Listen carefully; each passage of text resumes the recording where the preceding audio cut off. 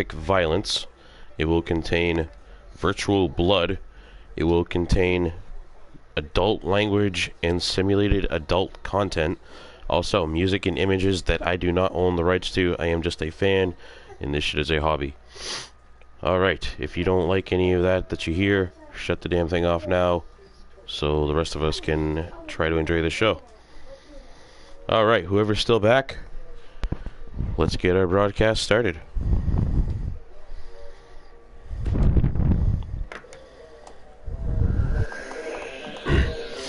Welcome to Season 1, Episode number 5 of Forged in Pain. This is the last battleground before our No Way Out pay-per-view kicks off. It's going to be a big one, folks, so make sure you stay tuned for that one. If you are available, jump on, get on mic with me, check in. Tell me who you are. Bad TNA, thank you for checking in as always. You seem to be a regular, and let me know who you are. We have our general manager, Robbie Phillips, checking in, going live with us for the first time tonight. This will be his first on-screen appearance with Forged in Pain, and he is getting ready to come out and address the crowd first. Let's get Robbie's music queued up here and let him come out.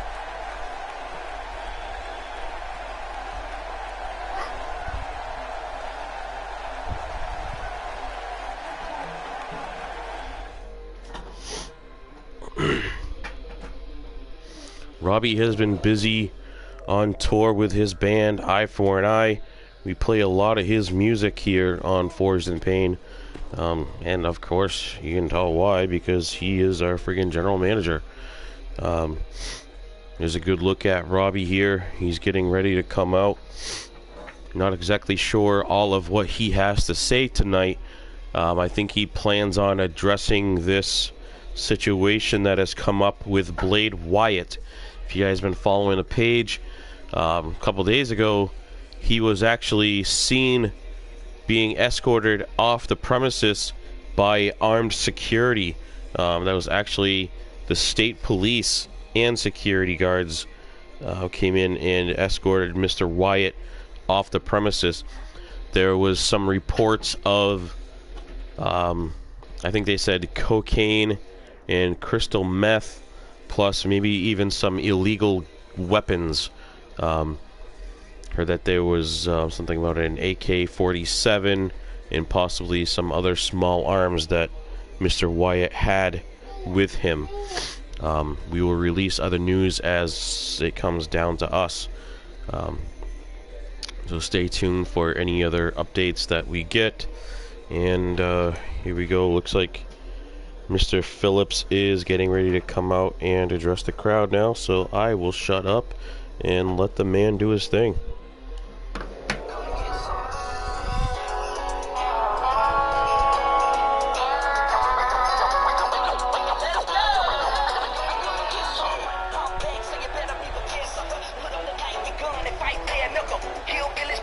Here he is, Robbie Phillips.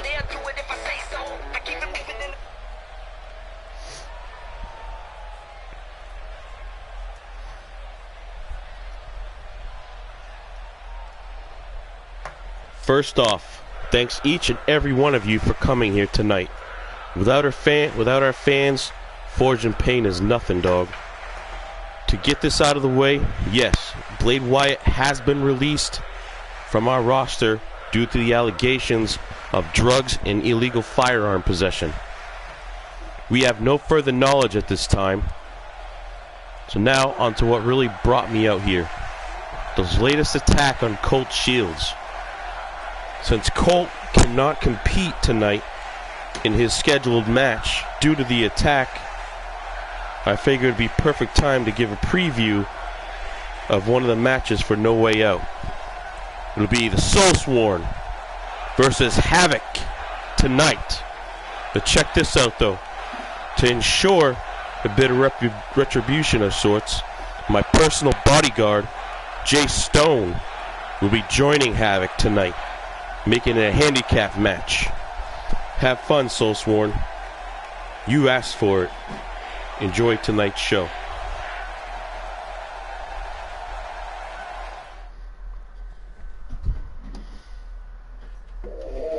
Holy shit. He had very little to say, but it was definitely worth hearing. So we will have a non-sanctioned or previously unscheduled match here tonight. Colt Shields, who was on the card, actually he was supposed to take on Eli tonight of the Soulsworn. His attack after last Monday's match left him with some sort of injury, so he will not be able to come out here tonight.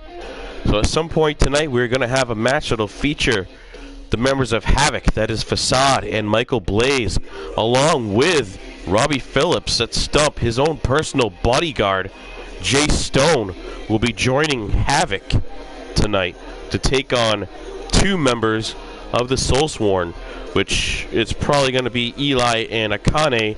I would only speculate, but hey, we have a little extra in the ticket that you paid for tonight, ladies and gentlemen. A free match that you guys weren't planning on. Next up here, we're going to kick things off right. We've got a huge Fatal 4-Way match.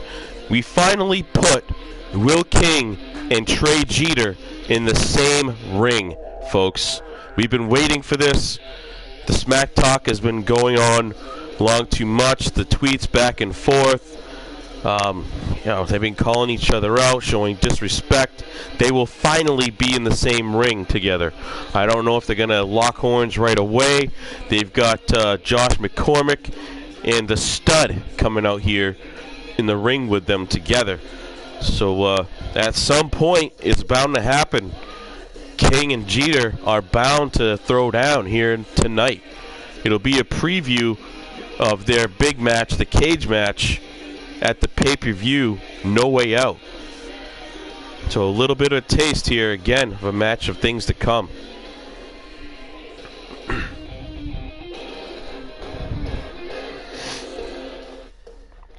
Heard that we may, I've seen little Miss Tatum. She waved to me earlier. She may be checking in at some point in between matches to say hello. We always enjoy having her come in. So, a lot of big things going on here tonight. Some good matches, and now this new surprise match that Robbie Phillips just laid on us. Let's kick things off.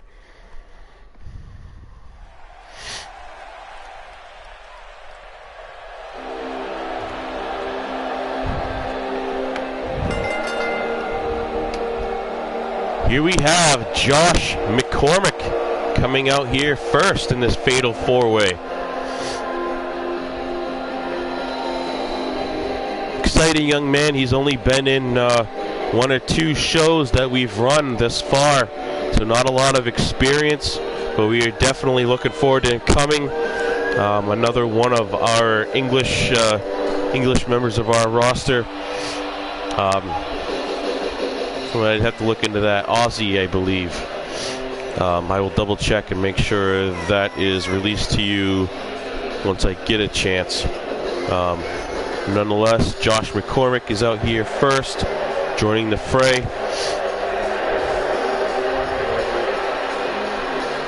Super kicks and chill, as you can see, there's a lot of leather being thrown around with this young man.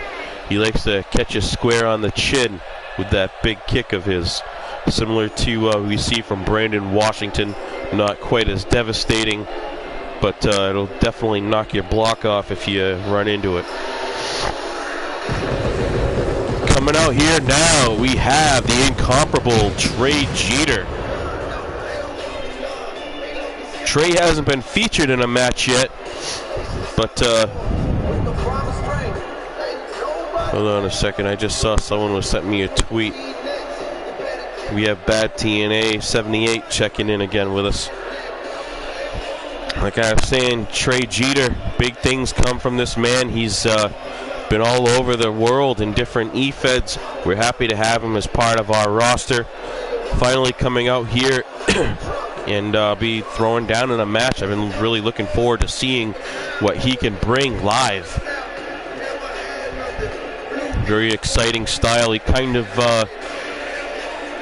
in the ring, reminds me of AJ Styles. On the streets, he kind of reminds me of the late Tupac Shakur.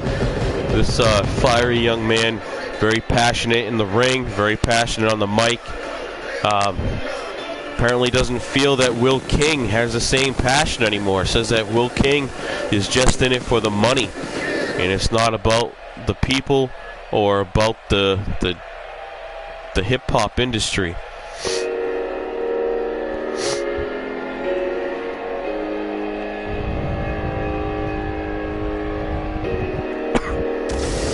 Speaking of Will King, making his very glamorous entrance here.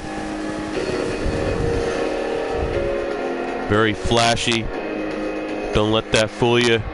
Will King can definitely bring it. As you've seen lately, he's been moving up the roster, making that climb up the power rankings. Says he's in it, trying to go for that big title.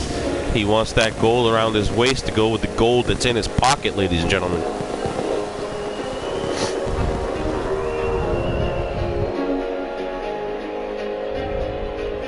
Stay with us. I've got to go off screen real quick just to open my chat. Please do not leave.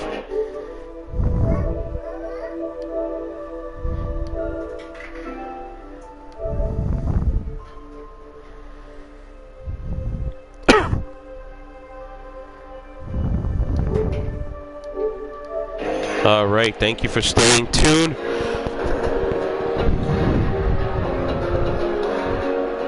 Thank you guys for staying here. I do have my chat open now, so if we have any fans that want to come on live, just friend me, B551981. That is my PSN handle. Jump in my chat. It is wide open. I love to take some calls, get you on air, get you part of this live performance. If any wrestlers that are not actively in a match at this point want to jump in, we can get you live, voice your opinion. Love to hear what you say about the match that's going on now. You can definitely send me some tweets as we're going on. I do respond to you live on air. Will King strutting his stuff. At some point, it is inevitable. We will see Will King lock up with Trey Jeter. As you can see him staring him down.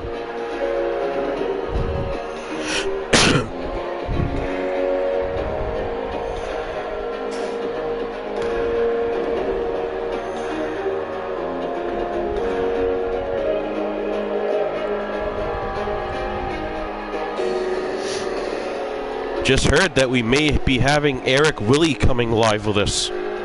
Jumping in the chat. Tatum.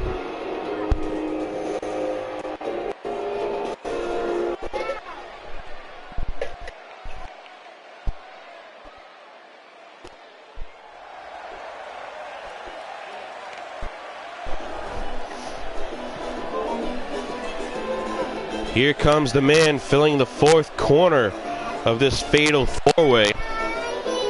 We have the stud coming out here.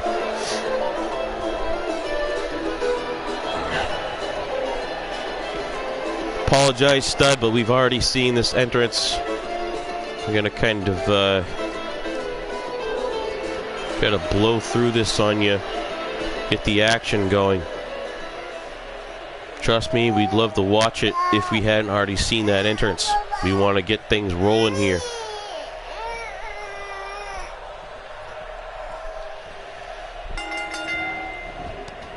Will King goes out of the ring at first, and he's taking on Josh McCormick. He's got a hold of him, while Trey Jeter decides to lock up with the stud on the top right of your screen. Now we've got McCormick and the stud kind of in the middle, right on the Walk Alone in Hell sign on the floor. Here it comes. Trey Jeter's on his way to meet up with Will King. Here we go. We've been waiting for it. Here we go. Trey Jeter with the first strike. He's got a hold of King. Big suplex. Holding him up. Look at the power. Will King is pushing 300 pounds, and Jeter just suspends him upside down. Crashes him down onto this steel plate. Very short-lived interaction between these two, but definitely very exciting and meaningful going here so far. Trey Jeter showing off that power as he dangles the much larger man up and just suspends him in the air and then crashes him down on the steel plating. Been waiting a long time to see those two lock up. It didn't last very long, but we definitely felt that it's going to be exciting next time. We now have the original match set up, if you will. The original men that were fighting are back locking horns again. That's Josh McCormick with Will King on the outside. Trey Jeter does a backflip off the top ropes into a drop kick to the chest of the stud. I'll definitely have to be rewatching that a few times after. That shit's some Sports Center type highlight right there, folks.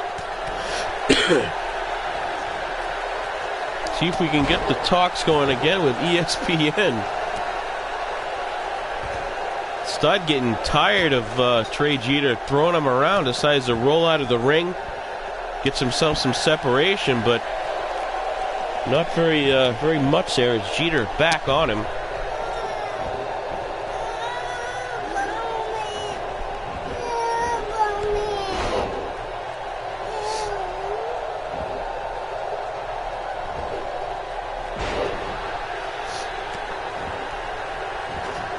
Here we go. We got Jeter back in the ring to break up the pin.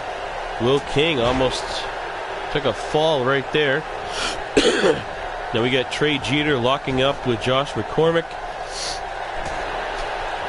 Oh, he hits McCormick with his own specialty move as Jeter catches him with a super kick of his own right to the jaw, dropping him. Just a 2 count. Josh hasn't taken nearly enough damage. Back to the original separation. What's Jeter setting him up for? Jeter's got his eyes on King once again. No, Josh is back on him.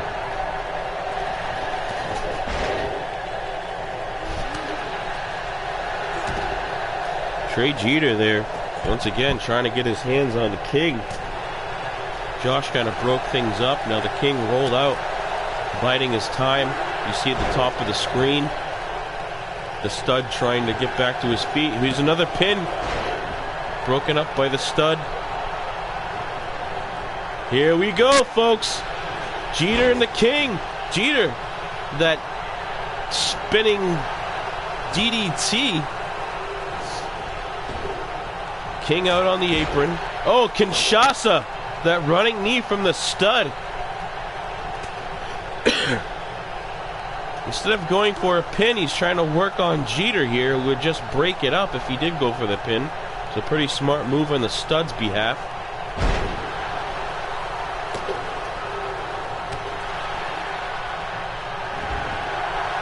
Now the only two men standing is King and the Stud. King lifts Stud up.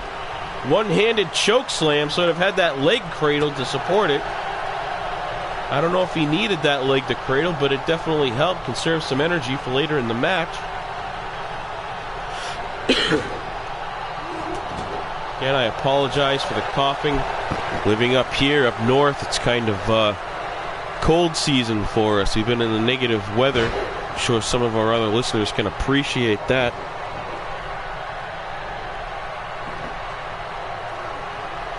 This is the very first match, Eric. Jump on in here, brother, if your mic's up. Love to have you, as always. You haven't been on a show in a while. And again, Eric, this is the first match. All you've missed so far. Oh, here we go with a pin. 2. Nope, broken up. Thought Will King was going to have a quick win here. This is it. We got Will King and Jeter. Big headbutt. I don't know what the hell is going outside the ring, but it looks like Josh McCormick is just resting on the stud's lap. You guys keep an eye on what's going on down there. It's kind of questionable. It's King and Jeter battling it out. This is a preview. Oh, that flipping power bomb. Early on, Jeter put his 2 cents in, getting a few nice hits on King. King answering back here in this exchange.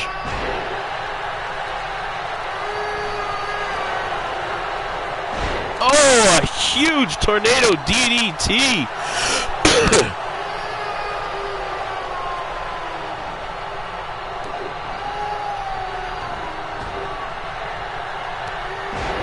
More exciting offense from Josh McCormick. This young man could steal the show here tonight. Stud is out. Looks like he's trying to wait for the other two to lock up. He's going for the pin now. 2. No, I thought McCormick had the pin. If you saw that, he had that huge curb stomp. Then he kind of waited for Jeter and King to lock up. And then he went for the pin so it couldn't be broken. Very smart move from this young man. Very impressive. Just that ring awareness. Ring awareness of a veteran coming here from this rookie. King's got them both stacked up. Irish whips McCormick into the stud. He's just taking both of these men out now. Instead of pinning the stud, he's back out chasing down Jeter.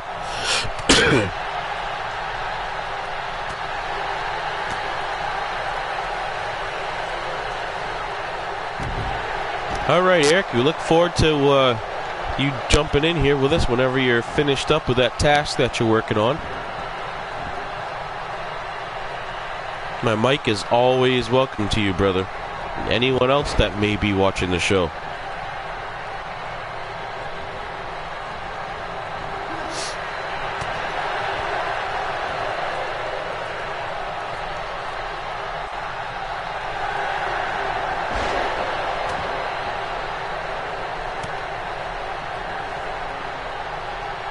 See, if King was smart, he'd do one power move on Josh real quick. Go for that pin. After he missed that. Oh, shit, a Pele kick. Spun out of the way, caught King with a Pele kick off the ropes. Not nearly enough damage done to the King here. It's going to take more than that to keep him down.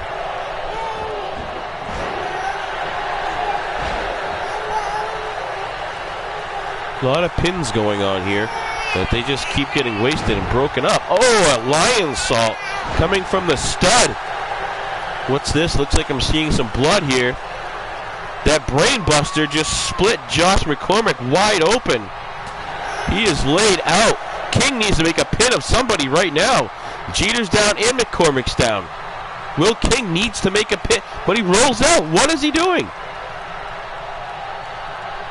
He decides to go after Stud instead of making a pin on one of the two men that were down.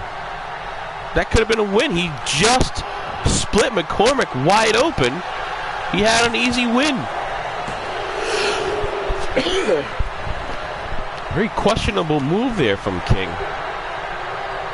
Apparently he's just here to fight. I don't know, it's kind of stupid saying you don't know if he wants to win, because King always wants to win. Now Stud with the curb stomp on Jeter. Two men going at it now have both curb stomped the people that are laying down. More of that exciting offense from McCormick. No, guys, I think at first Jeter was my favorite, but Josh McCormick is taking this match over tonight. Senton laying it into Jeter. McCormick, the youngest wrestler here, the least experienced, he is just taking over and running the show against these veterans. Letting them have it. Springboard into a drop kick on King. Lays King out with that springboard drop kick.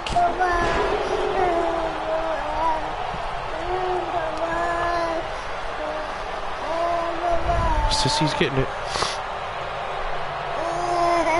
Hold on. Stud's got him laying on that middle rope, choking the life out of McCormick, trying to slow down that crazy offense that he's been putting out so far.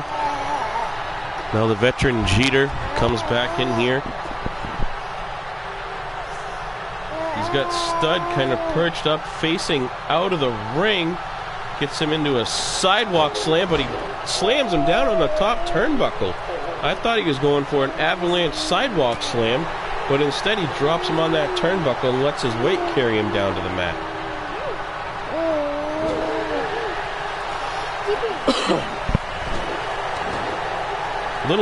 We have Jeter and King double teaming the Stud. I never thought I'd see these two men working together.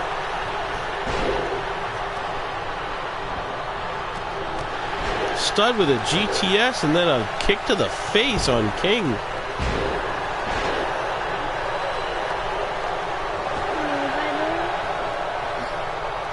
Here's King again with that choke slam on the Stud.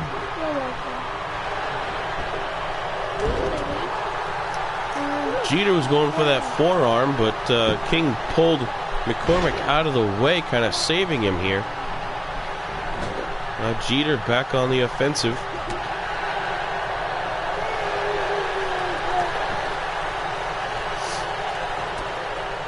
Knees and elbows.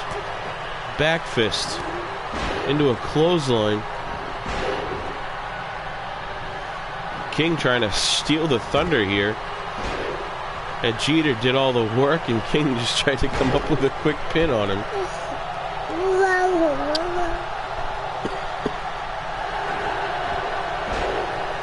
Rolls him up again. He's got King. DDT. King laid out. One of the only men left not bleeding here so far. Jeter almost took out both wrestlers. He hit Stud and he landed on King with that lion salt.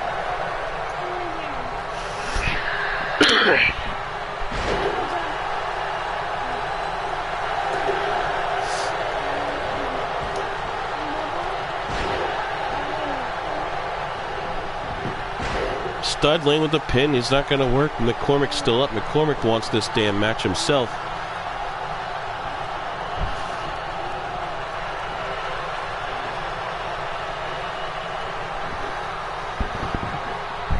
Looks like Joe Rivers. Oh, shit. Pause that last comment for a second. McCormick split open another man. The Stud is bleeding all over the place. McCormick just DDT'd the Stud onto the apron, split him wide open. The only man I think that's not bleeding all over the place right now is Will King. What a way to start the show tonight, folks. Just blood and gore and carnage all over this ring, and we haven't even seen a whole lot of Jeter and Will King squaring off yet.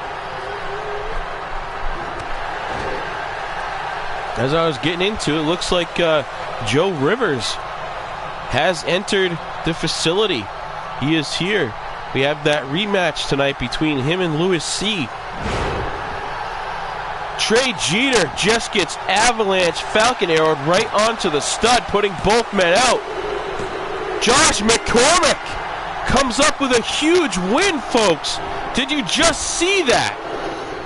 From the top ropes, falcon arrow on Trey Jeter drops him right onto the Stud, taking both men out, pins both men in the center of the ring after that huge match. Josh McCormick picking up the win. This kid has come out of nowhere. He only had one match here in Forged in Pain. Comes up and he steals the show tonight. We were all anticipating this finally getting Trey Jeter and Will King in the same match, but McCormick steals the show. Here he is, standing victorious. Josh McCormick, blood running down his face. Must-watch match, folks. This young man, he just lit the place up. The arena is going nuts.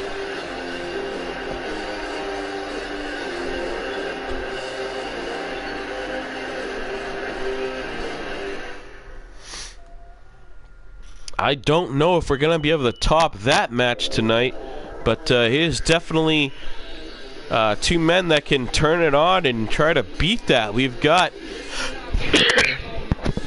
well-traveled Brandon Washington, the super kick specialist, that big bang super kick that he'll throw at you at any time. In the last match you saw, he finished his match in, I think it was like a minute flat. Basically hit his opponent with 2 moves and then caught him with that huge super kick and put him away. He's battling our former longtime hardcore champion, Vincent Hands of Stone. This man has taken out giants such as Earth in a steel cage. He held our hardcore championship the longest so far. Killswitch is catching up to him. I think if he holds it for another match or two. But these two men could definitely tear things apart here in this TLC match coming up.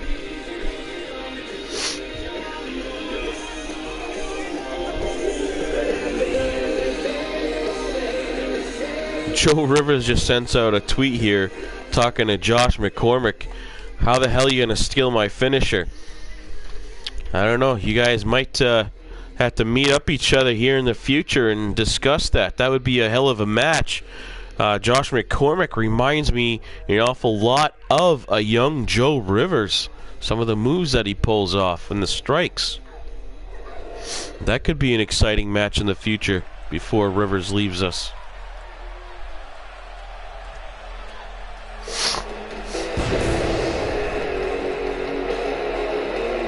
Here he is, ladies and gentlemen, Brandon Washington.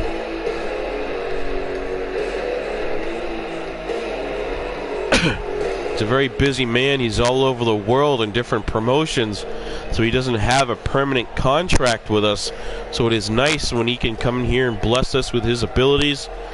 We're still waiting to see if he'll take a loss to one of our guys, and it's very possible here coming in to fight Vincent Stone. This is going to be one hell of a matchup. I was pretty excited when I saw this one on the card. TLC match. Brandon Washington here taking on Vincent Stone.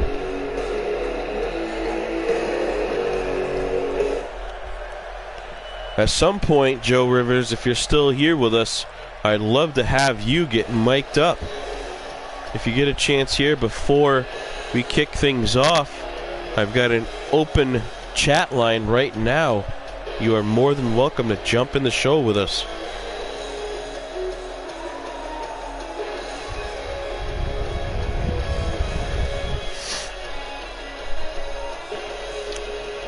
Joe, you may just get that. You may just get that. Brandon Washington versus Joe Rivers down the line. I could see that being a match. You get some big things to worry about here soon. Next match, pay-per-view, you will be facing the Supreme Champion Bobby Wade. I've got that come down today to get that feud out of the way. And tonight, sir, you've got Louis C. So I'd be more focused on looking forward to tonight's match than looking down the future very far.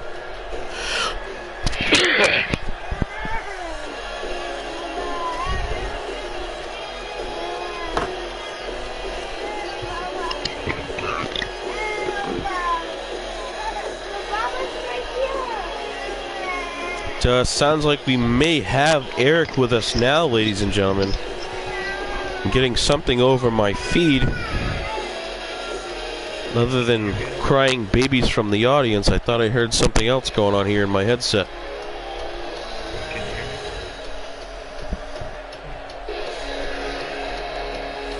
We'll be able to hear you a little bit better there, Eric, once the entrance music for Vincent Stone quiets down a little bit.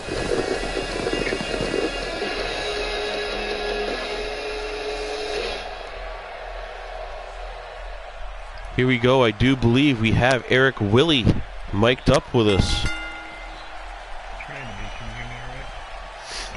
You're a little bit low. Let me see if it's on my side of things.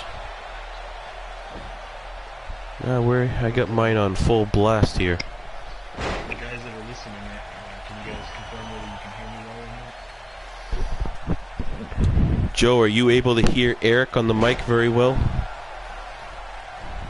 Just send a quick tweet if you can, please.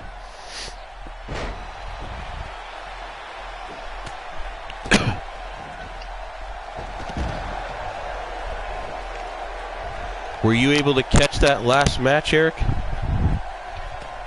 part of it. I didn't catch it. Switch which device I was watching on. What's the ending of it? Alright, definitely worth checking out. That was a huge match. Josh McCormick sort of stole the show on that one. Now back here, it didn't last in the ring very long before Brandon Washington and Vincent Stone head out of the ring down onto the steel floor. We've got tables laying around, we've got ladders, you've got chairs. Oh my.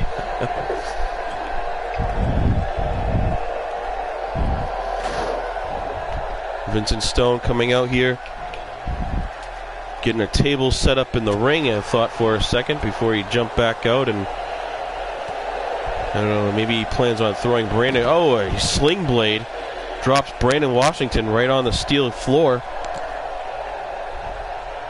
What do you know about this Brandon Washington? Hardcore specialist here, Vincent Stone may have the advantage in this one.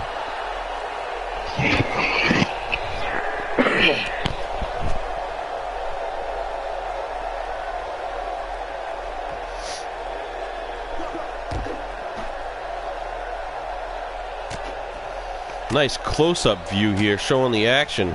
Those fists connecting hard to the jaw of Brandon Washington. Started up sort of around the eye socket and worked his way down to the jaw with those 3 punches. Brandon's a tough kid, but the hands of stone here, they don't call him hands of stone for nothing. Those shots are like basically getting hit with a brick in the hand of a normal man.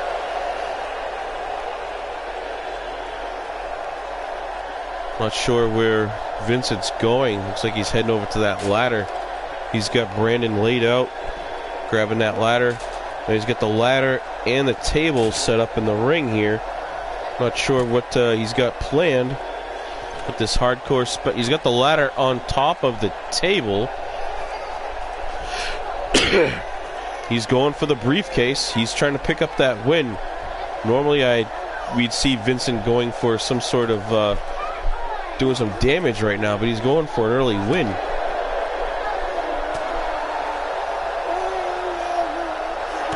In previous ladder matches, I've seen Brandon Washington lean back and actually super kick his opponent off the top of the ladder.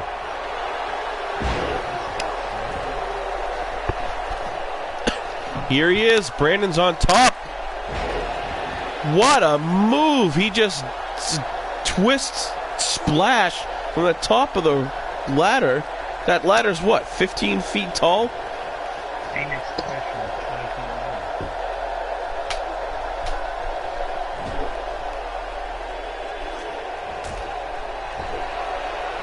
long. Vincent may be the hardcore specialist, but Brandon's showing him that he's no slouch either.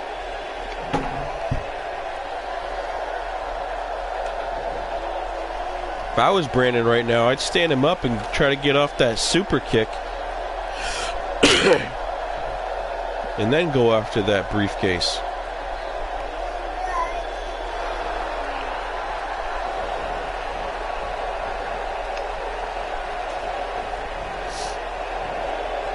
Brandon back out onto the apron, fighting back.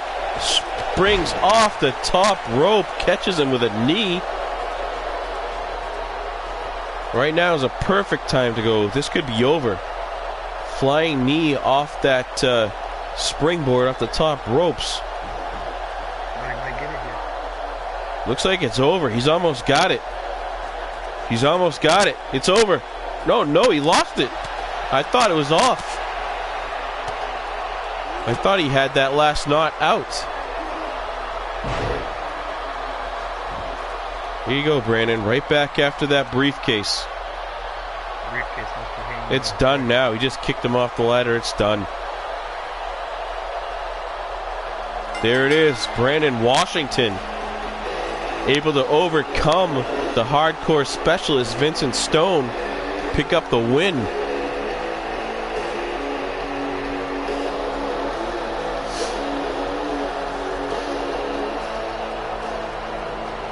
Rather quick match here between these two. No playing around. They both went right after that briefcase. Brandon Washington picks up a huge win here tonight over Vincent Stone. That could move him up in the hardcore rankings if we can get him available for enough matches. Tatum, you're supposed to be watching her. Bring her back in here and close the door.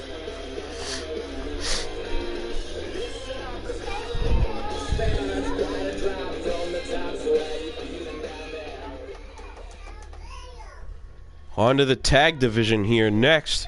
Something that Eric Willie is very familiar with. His boys Facade and Michael Blaze. Definitely a big part of the tag division around here. Actually going tonight with Jay Stone taking on Akane and Eli from the Soulsworn. Before we can get to that, we have a huge match here. Those French Bulldogs. Two mean, just nasty bastards. They soon spit in your face and shake your hand. And then we've got them fighting EOP, the Empire of Pain. Two wily veterans. Definitely probably one of the top three in our tag division here at Forged in Pain. Yeah, not too long ago we had a pretty classic match, if you ask me, with Empire of Pain. They're some talented guys. So were you able to catch Stump coming out here and addressing the crowd earlier? I was not able to catch that. I'm having a real hard time hearing you, Eric, but if you didn't, I kind of gave you a spoiler here for that match.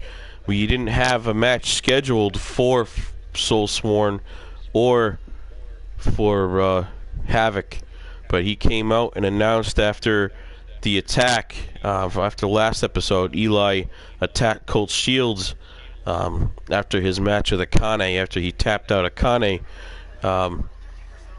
So as sort of retribution, he gave Soulsworn a handicap match tonight, taking on Havoc and featuring his own personal bodyguard, Jace Stone. I don't know a lot about Jace. I know that you've been close with him over the years. Maybe you could shed some light on his character. Definitely a big bully-looking guy, but I don't know if he's going to be able to put up much of a fight against these trained warriors here, the Soulsworn. Well, what I know about him is that he trained under MMA. He never made the turn pro. It was one of those things where his height actually kind of against him. But he trained under the tutelage of the leg lock monster, John Kennedy. When he chose to change careers, he did some work as personal security and in the entertainment industry. Eventually, linking up with Eye for an Eye, and that's where the connection comes in. Good stuff, good stuff. No, we look forward to seeing what he brings to the ring here tonight. Maybe he can. He's got a mix of power and some thrown in, and on a big powerful frame like that, I mean, the guy's about like 6'7", 6'8", like 300 pounds. So you said he trained with Jonathan Ivey. Do you think that a big man like that is gonna bring the leg lock into play? Like, does he have that sort of mat ability, or? He's more of a striker, but I do believe that the leg lock is part of the game. Yeah, I look forward to seeing that, definitely. Could be consecutive weeks that one of the Soulsworn gets tapped out.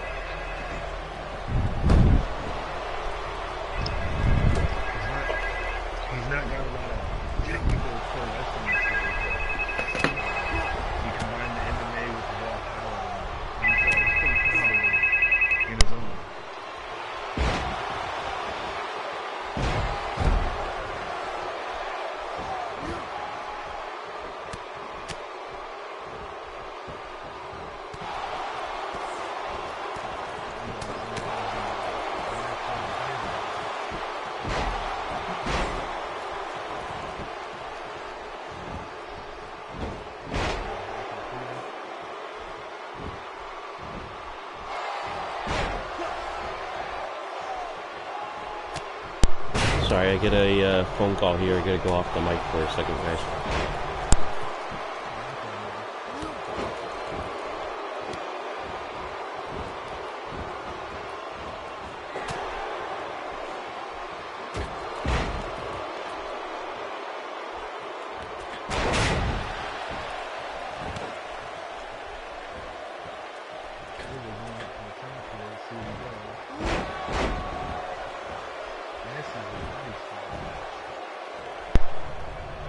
Alright, sorry for going silent on you there, folks. I actually had a phone call from my mother-in-law that I had to take.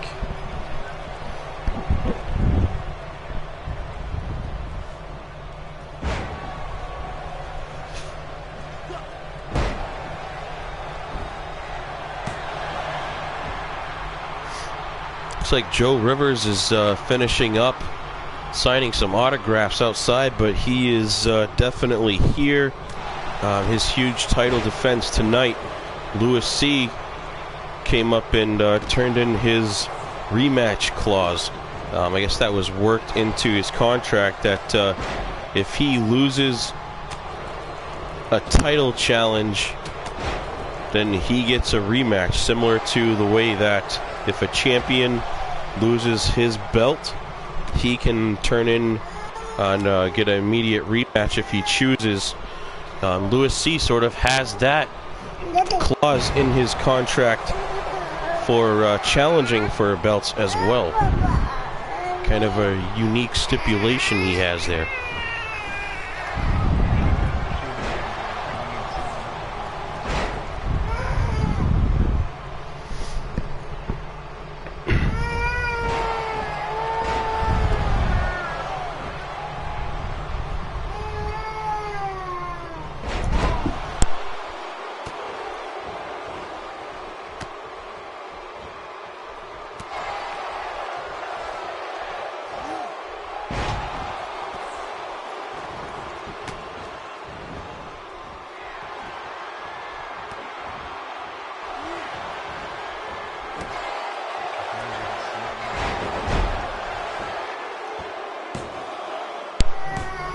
Hey Eric, if you could kind of continue some commentary, if you would. We've got a screaming fan that I need to console here.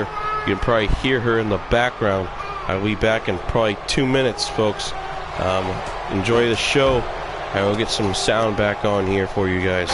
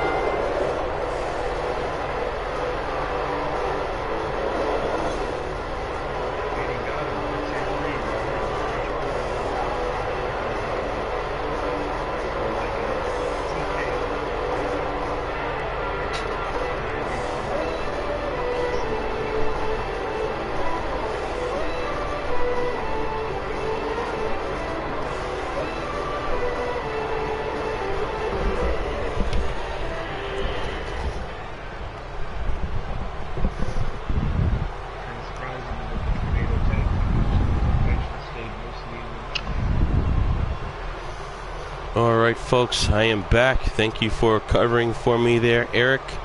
We had a fan whose sister could not help her get a bottle or do a diaper change here, so I had to come from the booth, actually go up and change a baby's diaper. So there we go. I do it all, folks. Looks like I missed the ending of that match, but it looks like the French Bulldogs able to pick up the win against the Empire of Pain. What a huge boost in their career. The blonde bulldog there hit silver with the TKO, kind of the combination of the title. I believe the blonde that you're referring to, that's Lance McCrew, and Marco is the darker-haired, dark-complected gentleman. Okay. This is the second time I've seen them in action.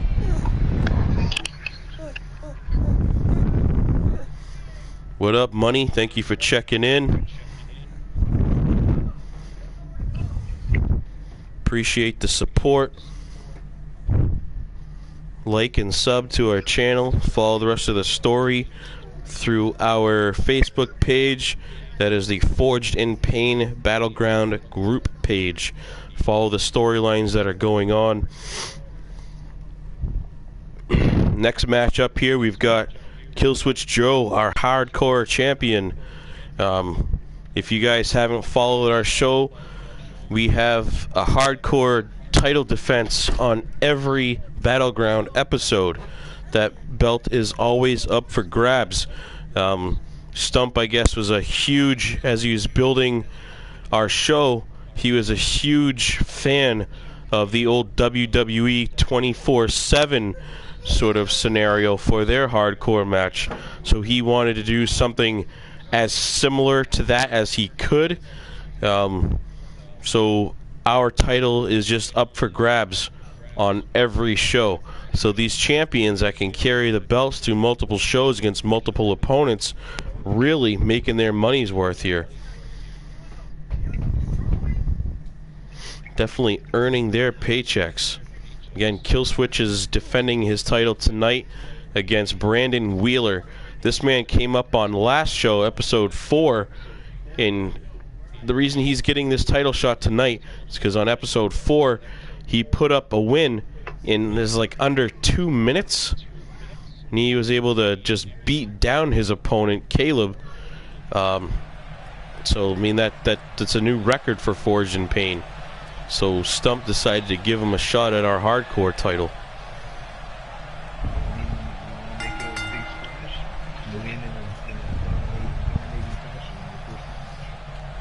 Here comes our challenger, Brandon Wheeler, stepping up first.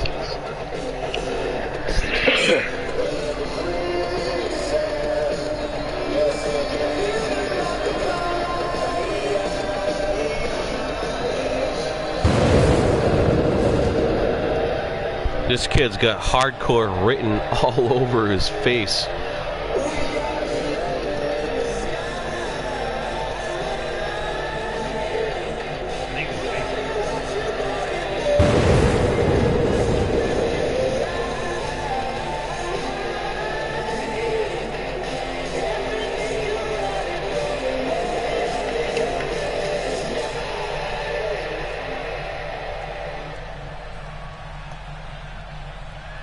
Getting ready to come out here, the notorious Killswitch Joe, our hardcore champion. This man could hold any title that we have in our division, but he decided that he wanted to go after that hardcore belt, one that I don't think he's held in other federations. Well, plenty of legends in the industry have made their name in matches. Maybe Joe's trying to go down a similar path.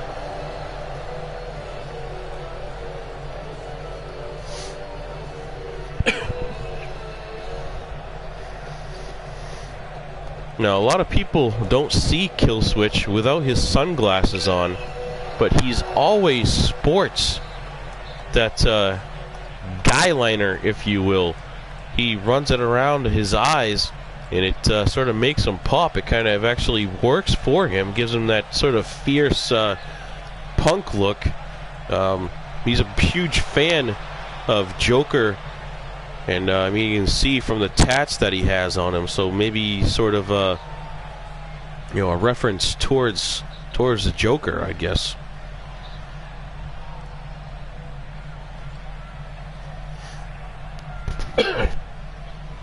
we go, kicking off this hardcore championship match.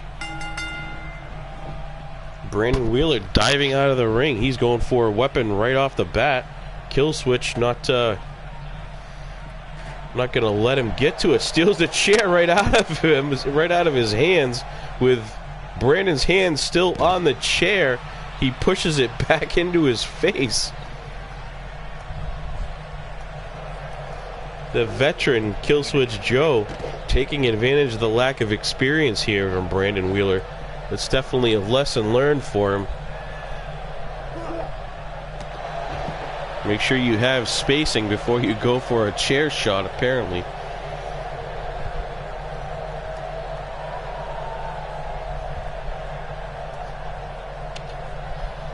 Killswitch with his favorite weapon. He loves that kendo stick.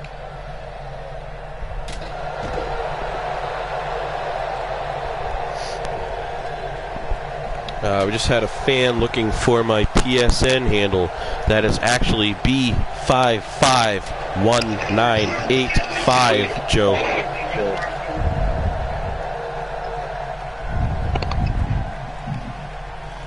I'm hearing a little bit of action going on. Is that just you still there, Eric? Sounds like you may have someone else jumping on the mic. Sounds like.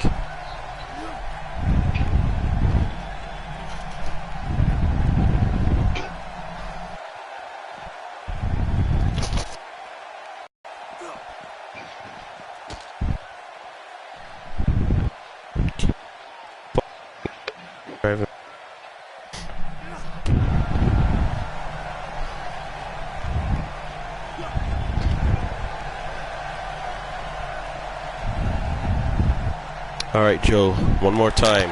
PSN is B as in boy. Oh. Alright, there's Eric's. Again, B as in boy.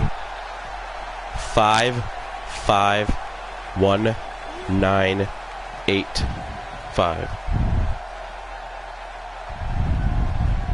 Or sorry, 81.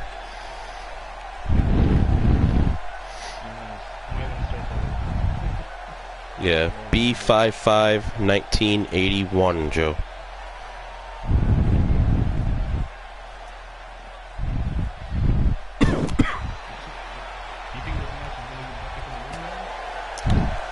I don't know, but I don't think it's been in the ring for more than, I don't know, a few seconds. Then Brandon jumped out of the ring right at the beginning, and I don't think it had gotten back in there at all, did it?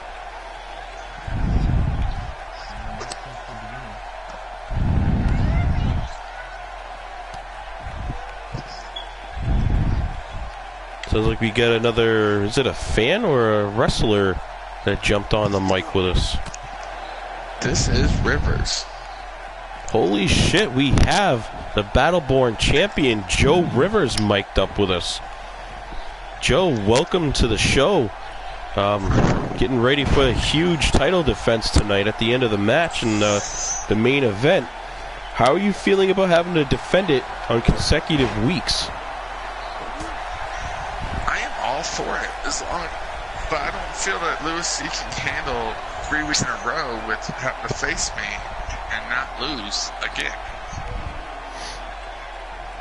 Yeah, I mean, he did bring that whore with him last time, and he didn't help him one bit. So what makes you think he can win this time around? I don't know. Let's see if she comes out to the ring with him again tonight. That may have just been a promo thing supporting her, actually. That was Toni Storm. If you guys missed the Mae Young Classic, she sort of introduced herself to the rest of the world through that. Or was it 2016, I believe? Had a lot of people questioning who she was. Now, what surprises me, Joe, is it seems like this thing that's happening between you, Tiffany, and Bobby Wade hasn't really seemed to distract you. It seems to motivate you. You've been just tearing through people lately. Well, all I've does turn all that negativity into fuel to this fire. So I don't see Bobby Wade, let alone, or Lewis C standing the shot or chance against me, let alone whether it be McCormick or Wade or Washington. Anybody that's in the locker room has just got to be on notice, because you never know when you're going to get in the ring with me. Now, I wasn't sure to bring this up, Joe. When Tiffany was out here last episode, she came out and addressed the crowd. She said something that I don't know if anyone else was paying attention, but I caught it. She mentioned that you were on your way out the door. As we can see, Brandon Wheeler taps out, and he is on his way out the door. This match wasn't in the ring very long, but when it was, the veteran Killswitch turned it on and tapped out this youngster. Me and KSJ actually go back a long time from the UCW Rampage when we were the rejects to IWA as rejects. So that actually does not surprise me that KSJ comes out on top. As far as Tiffany mentioning I'm on my way out the door, yeah, that's very true. At the end of the season, I will be walking out the door and hanging up the boots. Yes, it is true then, ladies and gentlemen. You heard it from the man himself. So, I don't even know what to say here in that. That's huge news being released on our show live. I mean, is there anything else that you're looking to accomplish before the end of the season? Any wrestlers that you're looking to fight one last time, or up-and-comers that you kind of want to see what they bring to the table, and anything you can offer them? I guess you turn that into a question. Can you respond to that as well as you can? I'm looking forward to anybody I can step in the ring with, whether it's the newcomers, the ones that have been around for a while. A few weeks back, I was in the ring with one of your tag team partners, or one of Devil Dog's tag team partners. That was quite an experience, and he brought a hell of a fight, but unfortunately, like so many others, had lost. I'm willing to open up the invitation to my gym that I run. IWA, keep a lookout for that. You see a lot of things. And a lot of the newcomers upcoming here has got a lot of promise. It's just whether they can fill the shoes of the void of me or anybody else that may be leaving, because we are leaving pretty big shoes to be filled for the future generations. Yeah, it's on behalf of Michael Blaze. Sounds like we got Eric, it sounds like you're asking a question in the background. Joe, can you hear him? Because I'm having a hard time hearing Eric's mic today. I can hear him somewhat, it's not 100%. I'm sorry, I'll try to speak a little louder.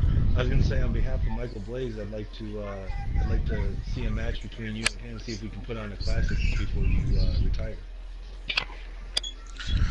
Michael Blaze versus Joe Rivers is what I'm hearing. It sounds like you're looking for there, Eric. Yeah, sometime maybe after we get done with this feud with the Soul Sworn, and that's done and over with, maybe we can put something together.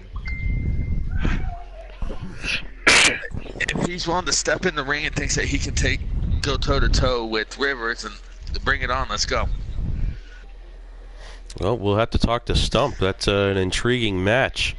Michael Blaze, part of the tag team of Havoc, but I've heard that he can hold his own in singles competition. I haven't seen it myself yet, but maybe we can work something out like that with the general manager Stump. You've got ties with him, Eric. I'm sure you can get in his ear quicker than I ever could. Yeah, I think it would be a pretty good match to put on. I think it has the potential to be a classic with those two involved. Speaking of Michael Blaze, here we come. Up next, it is two members of the Soul Sworn, Akane and Eli. That surprise match, as they have to take on three members here. That's the two members of Havoc with Stump's own personal security guard, Jay Stone, in their corner, making it a 3-on-2 handicap match. I'm pretty intrigued to see what this big guy has to offer. He's like, 6'6", 6'7", pushing 300 pounds with mat experience. That's, Frank Mir type capabilities is what I'm picturing from this guy. I mean, I haven't seen what he brings to the table yet, but just a type of build like that is what I'm seeing on him. He cuts a pretty imposing figure, but he is very much still a rookie in the professional.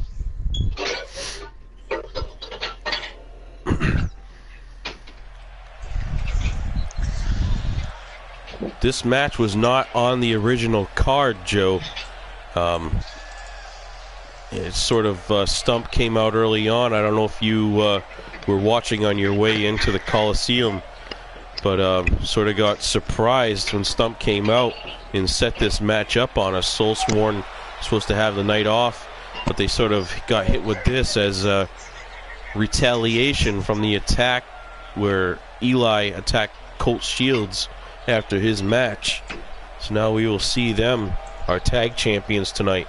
This could be a preview of our No Way Out pay-per-view, actually, where the Soulsworn will defend their title against these men, the Havoc. No, I'm not gonna lie. I've been an ally with Colt Shields for a while, so this Soulsworn I don't like. So in all honesty, I hope these guys beat the holy hell out of them. It very well may. Havoc showing that they've got the right stuff here. Episode actually becoming #1 contenders, defeating Empire of Pain, and actually taking up the spot of being the #1 contenders for the title, earning their spot the hard way. Let's see what it's going to look like when they finally do get their hands on each other for that title shot. And here is Havoc in the front. That's Facade. Flanking on Facades, which would be his left. That is Michael Blaze. And the big man here on his right, that must be Jay Stone, the security guard of Robbie Phillips, our GM. Watching him walk down, it kind of reminds me of the old days of seeing Test, or not Test, but Diesel walking out with Shawn Michaels. Just the way he's carrying himself walking down.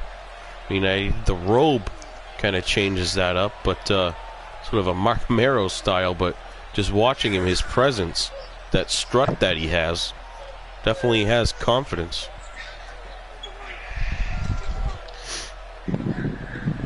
Infinite Rockets, we definitely will sub back to your channel. If you friend me, B551981, friend me on Facebook, I will be able to jump on your channel and sub back for you. Just as a reminder for me, that's Devil Dog on Facebook.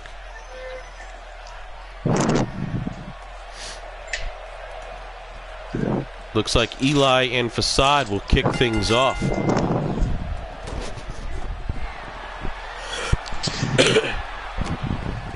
These are two of the fastest men on our roster. Quickest, most agile men on our roster. So some excitement get going here. First off, looking to see these two men flying around this ring. You can already see a little bit of back and forth, that quickness from both of them.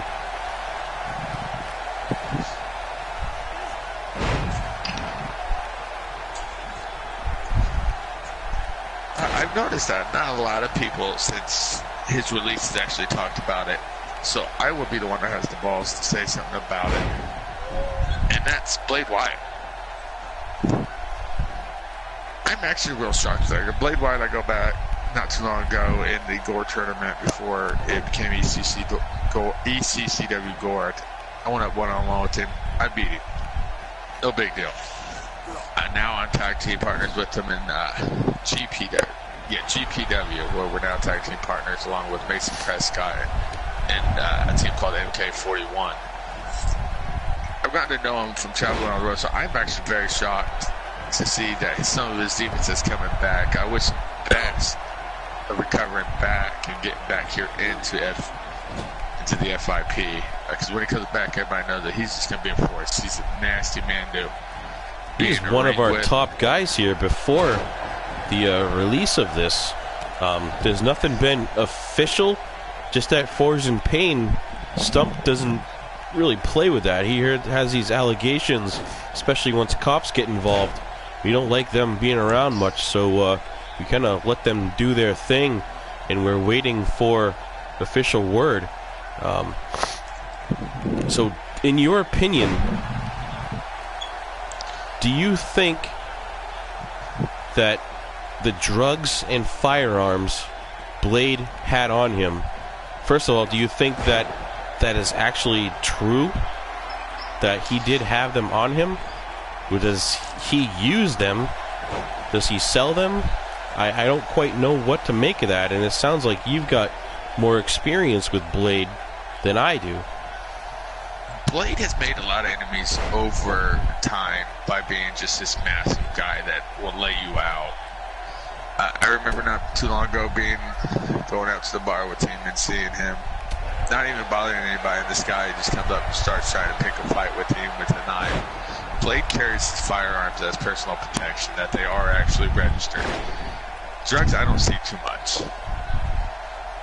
Blade Wyatt is actually a very peaceful man outside of the ring. He's almost sort of like a Brock Lesnar. Just wants to be left alone.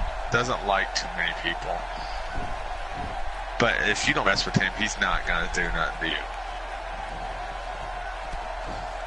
Here we go. Speaking of not wanting to mess with him, here is the enforcer coming in here, finally getting to take a look at Jay Stone as he is manhandling Akane.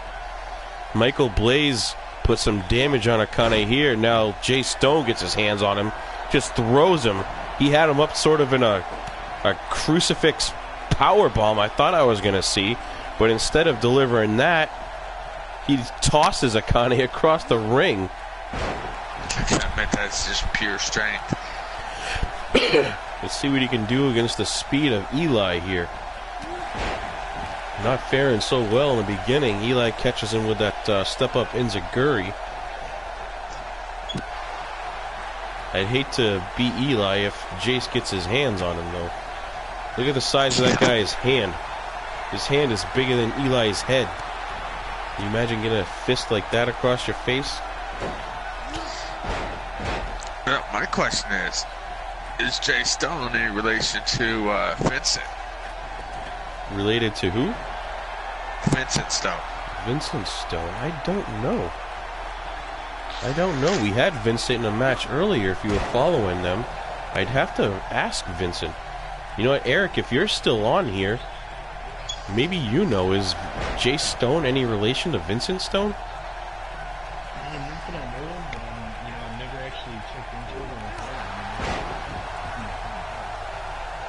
Yeah, if you wouldn't mind, check with your connections and see if that comes to anything. That could be interesting.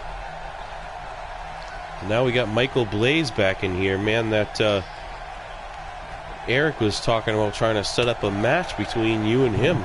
Let's see what he's got to offer. If you see him in a match. So far, standing toe to toe, sort of back and forth striking with Eli.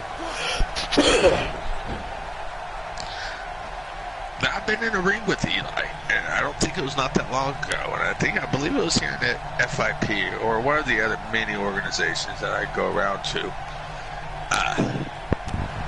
He's actually very well in the ring, well-rounded off the ring. I mean, he'll make the tap, he can knock your ass out, and nothing flat.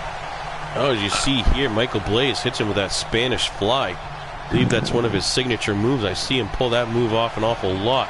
Though here, it didn't seem to do a lot of damage. I don't know if he got the full effect of Eli. Eli may have just gone with that move and sort of took the bump on it, apparently.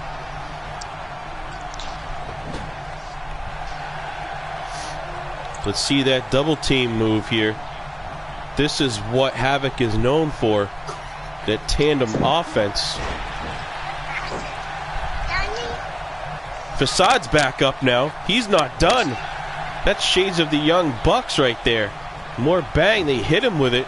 Eli is down. This could be the match. 2. Eli somehow kicks out of that. I didn't know what to expect. I saw that first move off the top ropes from Michael.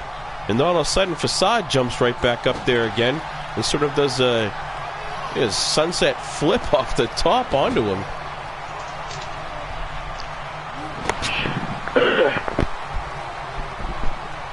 What's up, Mr. Jones? Thanks for checking in.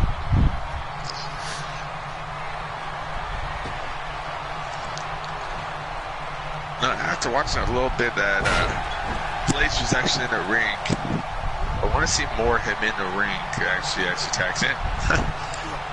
I want to see more of him in the ring to see actually how he is. So I've got that advantage here on this one, getting the upper hand and looking at him.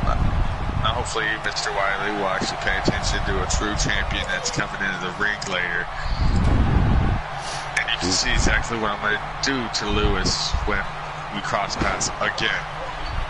Now the thing is, Joe, you've been in the industry a long time, and Michael Blaze has been a student of the game. Him just coming in, you not knowing him as well as he probably knows you. I mean, as much airtime, TV time, as many matches as you've had, him to study what you bring to the table. Is there any advantage maybe on his side that you think that he could sort of use your experience against you almost? The advantage that he could probably have the most, I would say, I can't even really say watching the tapes, because I've actually I have taken the line from Evolution themselves and took it as my own. I'm always adapting, always changing up my style. So there's really, you never know which river is going to get. Are you going to get the one that's just going to kick you right in the face and knock you out? Or are you going to get the one that's going to tap you out? Or are you going to get the one that throws you out of the ring and takes a cheap ball count out victory? You never actually know. The similarities that continue all the time is when it comes to kicks and me hitting you. I'm talking about getting kicked, I don't know if you hard. just saw that, Joe, but Michael Blaze held him up sort of in suplex position, and then Facade came with a huge kick to the face of Eli, and then it ended in a brain buster. These two men showing off that tandem offense again. Hey, Joe, I can tell you, full disclosure, Michael's actually been a huge fan of this for me. So he is most definitely seeing some of Michael could be pulling off a win right here as we speak about him.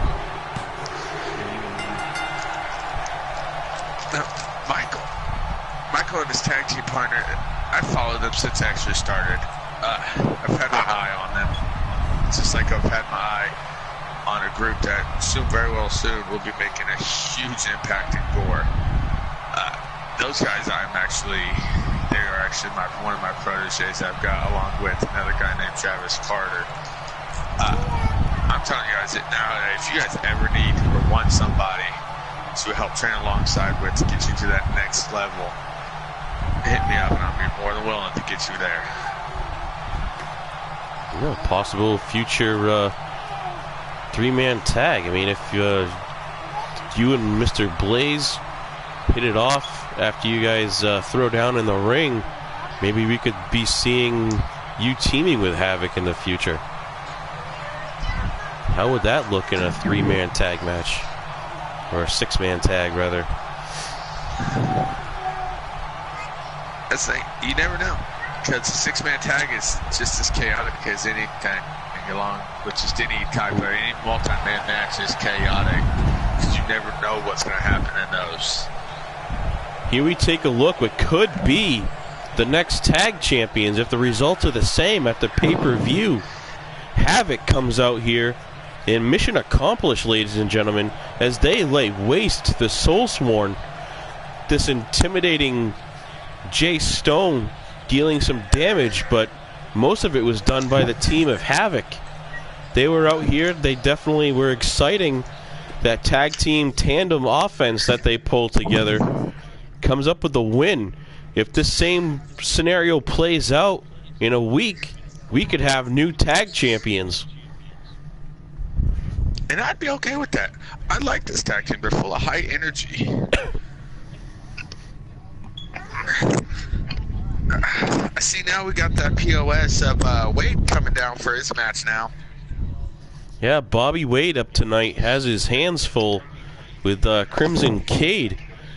Crimson's not huge in the E-Fed scene, but we've had him on our show, and he's, other than that triple threat match that he actually lost with Lewis and Blade Wyatt were part of that, he's undefeated in singles action. Coming up here, a huge shot against the Supreme Champion Bobby Wade. And let's see tonight if, you know, your wife, Tiffany, is she's going to be alongside him again. Now, did you catch what she had to say in the last episode when she came down and addressed the audience? Were you actually watching the show when that happened? Yeah. She said that she wanted the bigger man, the bigger champion, that I'm on my way out the door. Well, breaking news for her, I will to be taking that Supreme Championship from Wade. Whether he likes it or not, whether I got to absolutely behead him. Now, you will get that shot. I don't know if it's been released to you already, but you are slated in the main event against Bobby Wade. Whether you fight him and become a double champion, or even if you lose tonight, you still get that title shot for the Supreme Championship against Bobby Wade at No Way Out. And I believe I saw too that it was either in a steel cage or in a Hell in a Cell. Now, have you been in many of those type of matches in your career? Bobby Wade knows all too well that I am willing to fight wherever, whenever, whatever type of match it is. But he knows one thing for sure, and I know that for one, he don't want it because he knows he'll lose. They don't call me Mr. Hell in a Cell for no reason. I've been in about 13 Hell in a Cell matches and only lost one. 13. Unfortunately, that was to Lewis C., but he cheated to win that one. Now, Bobby Wade doesn't have a very good track record against me. He's actually only won 3 out of probably about the 20-something matches that we've had together. He's on the top of my hate list, along with Lewis C. Me and Lewis C. don't get along very well. Never have, even from when we were in the Check this man out, together. Joe. Crimson Cade. I don't mean to jump in front of you here, but the audience wants to take a better look at this man. Things could come down to you and him standing toe-to-toe for a challenge for your title if you end up beating Bobby Wade. This man, I think he's rated like a number 5 in the power ranking, so he's moving way up there himself. So this could be a future opponent of yours too. A future and a past opponent. So you actually have history with Crimson. Yeah, I faced him once in a match during my up-and-coming. Or actually, I faced him twice, sorry. Once in my up-and-coming when it first came in. That didn't fare too well. I got knocked the hell out. I'm not gonna lie. The very next match that we had, it was on a little house show where I ended up getting interfered into by Lewis C. shortly after the Underground Nation broke up. So Lewis C. cost me that match, which who won that nobody would have known because it was pretty much an even match. So if I've got to face him again, so be it. This dude, he's big. There's no way to describe that. So I'd have to use my speed to be able to get to him. Could be a hell of a way out, facing one of the men that you faced early in your career breaking in. So here we go. Bobby Wade, the Supreme Champion. The man with this nasty feud going on with our guest, Joe Rivers. I can't see if Tiffany is with him or not. Eric, you're kind of at a different angle. Do you see Tiffany on the stage with Bobby tonight? I can't tell from my angle. I can't see either. To me, it looks like it's just Bobby. Looks like he may be by himself.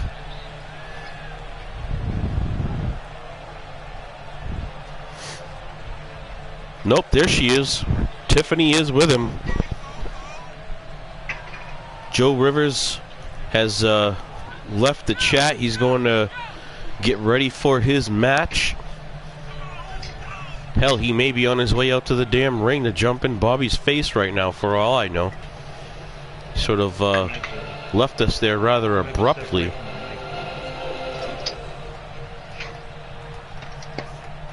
It's the big prize around his waist right there, the Supreme Championship right there. The good look at that title.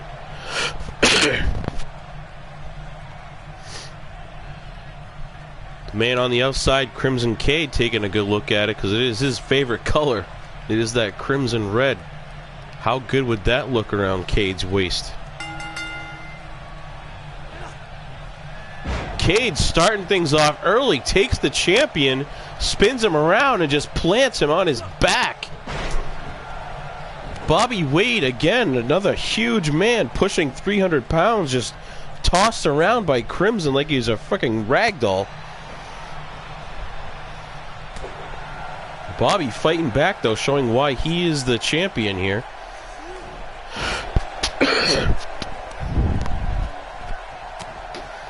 Looks like Eric had to leave too here. Thank you, gentlemen, for joining us. And again, if there's anyone else that shows up on there, friend me, B551981, and then jump in. I've got an open chat line going on still.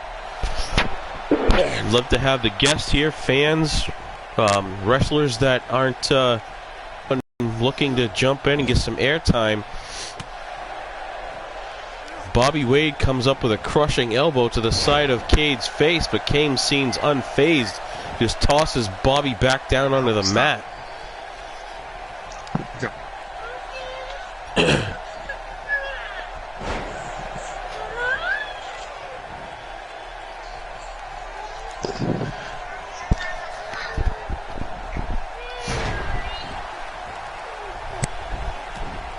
Who we got mic'd up with us now? A fan? It sounds like there's kids in the background.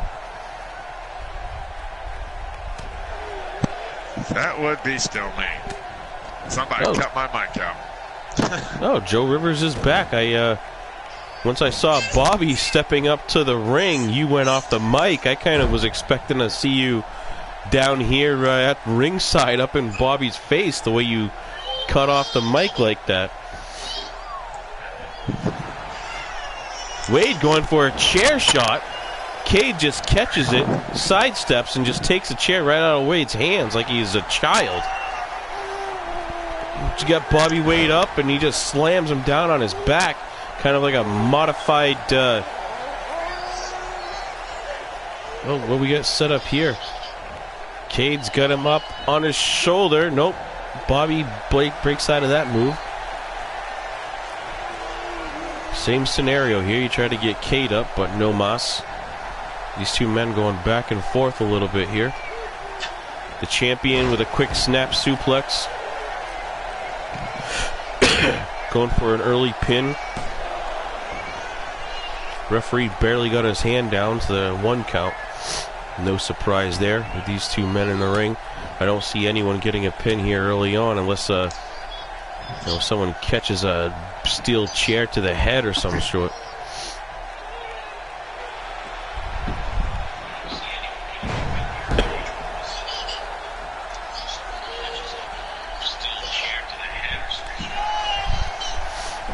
Apparently we had some echo going on from my mic, so let me sort of remedy that real quick.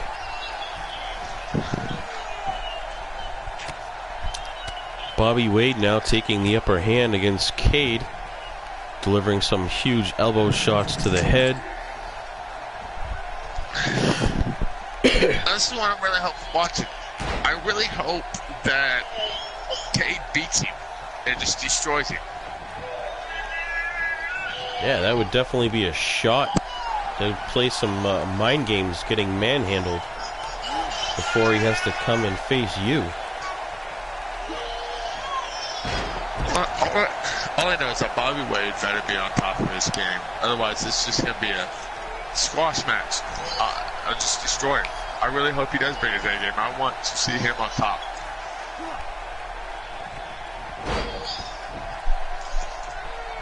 He's definitely showing off why he's a champion right now, as he's taking it to Crimson Cade a little bit here, as Tiffany watches on. Sort of happy with what she's seeing here, taunting at the crowd a little bit. I gotta say, one of the matches I straight dominated Cade throughout the whole entire match, and somehow this man still finds a way to destroy me at the end. It's kind of similar to how Devil Dog fights. You see a lot of men have the upper hand against Devil Dog. Looks like he's taking a lot of punishment, and then out of the blue, like he gets his second wind. That sounds very similar to how you're referring to Crimson Cade.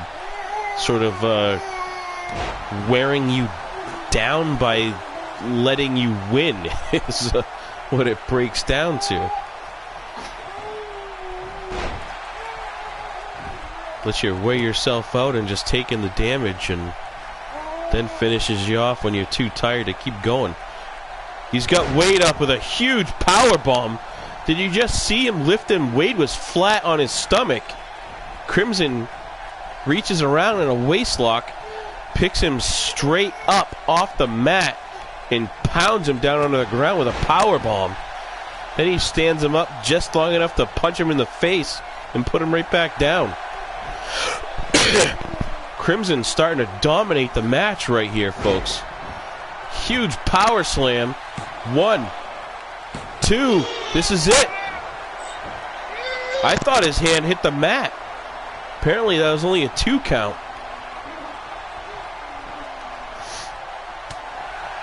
Yeah, exactly, Eric. What I was talking about, sort of shades of Ric Flair, as you say. Opponents take 90% of the match, and then boom, he turns it on and comes up with a win. Good way to describe it. I didn't think of using the Ric Flair scenario. It's hard to really compare anyone to a great like that. I mean, if you don't want to compare it to a great, compare it to that loser, Cena. That's very well just like him as well. Yeah, he does come through and win a lot of matches that way. It's Bobby Wade trying to retake control here. I don't think that's going to be quite enough to keep Crimson down. I'm looking for maybe a 1 count here. Oh, there's 2. 3! That put him away! Go, Crimson Cade. Are we underestimating the that Bobby has? I wasn't expecting that quick of a match, honestly.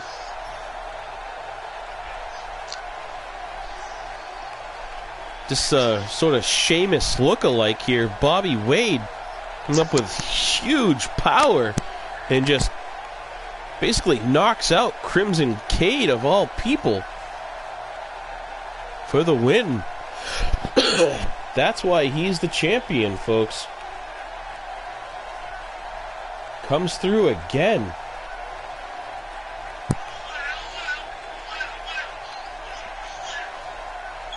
Possibly showing you what you could be hit with here in a week or so, Rivers.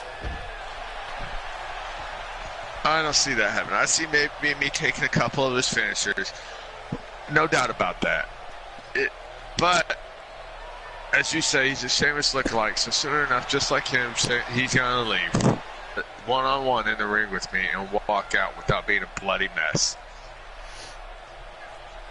I definitely look forward to seeing that at No Way Out and in a cage. No one's going to be able to run away. Definitely a true test of mano a mano for that one.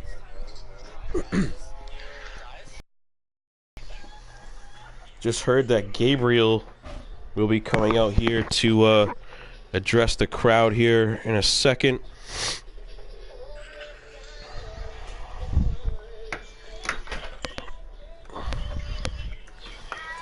Gabriel seems to always have something to say. He's been a mainstay. He should just work his way over here and become part of our show and get it over with. Guy likes to talk. One thing that, yeah, I've noticed that. The one thing that Gabriel reminds me of, he reminds me of a Bray Wyatt. Always trying to get a follower. I guess you could see that comparison. Yeah, that works. The only difference is Bray Wyatt's not a loser. This guy, he can't win a match without having his little goons with him. I'm not a big fan of his or his Soul Swarm.